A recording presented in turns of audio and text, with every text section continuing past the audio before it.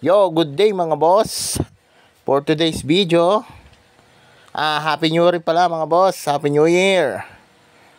For today, may sasalang tayong mugs ng NMAX B2.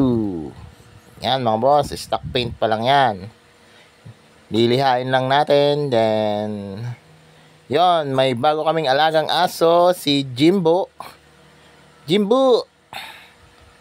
Yan. Dito magpa-primer na tayo mga boss. Na prep ko na kanina. As usual, yung ginagamit natin is Ansal Primer Gray. Yan, kahit manipis lang to mga boss, napaka-effective nito. Hindi kayo papahiya sa mga customer. Kaya, yon. Eto, mix lang natin. Yung body ng primer, tapos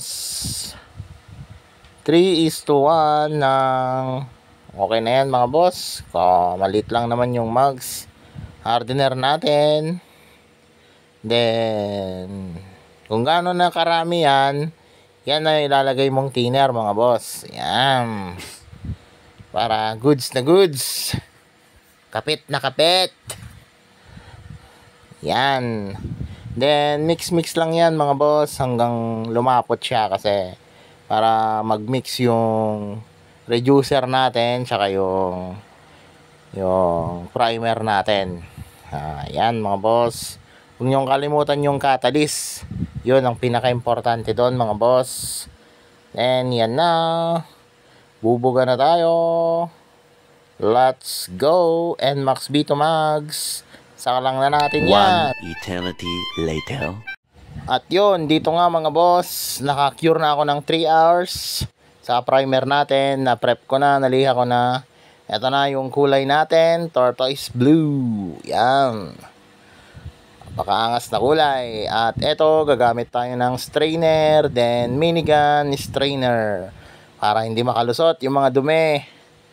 Yan, simpleng bagay yung mga yan sa pagpipintura mga boss, pero effective mga yan para ma-reduce yung mga dumi na naibubuga ng spray gun natin. Hindi naman natin alam kung saan yung dumi, kahit sobrang linis ng spray gun natin, is malay nyo nasa pintura, kaya kailangan nyo salain ng mabuti. Yan mga boss, let's go, buga na tayo. At dito, nagpa-first layer ako ng kulay natin, tortoise blue. Yan, all by myself yan mga boss. Wala akong tagahawak ng camera. Kaya mag-isa ko lang.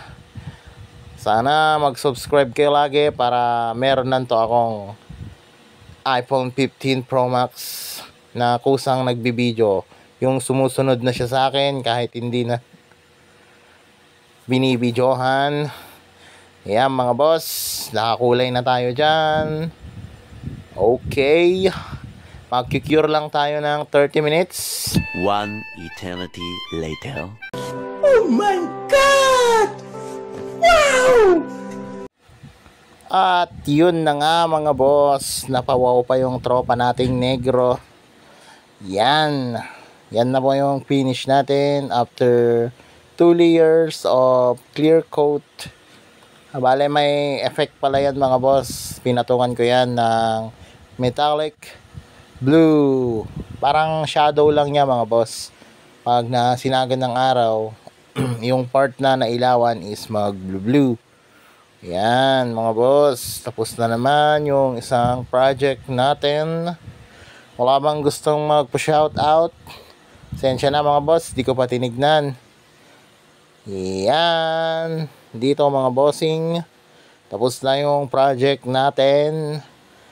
At ito pala yung mga ginamit natin sa pagpipintura. As usual, Ansal thinner, Ansal surfacer gray, then yung clear coat natin is K92 rapid cure. Tapos yung mga kulay natin is Ansal cyanine blue, cyanine green, then white. Yung percent ng mixture natin mga boss, comment ko na lang.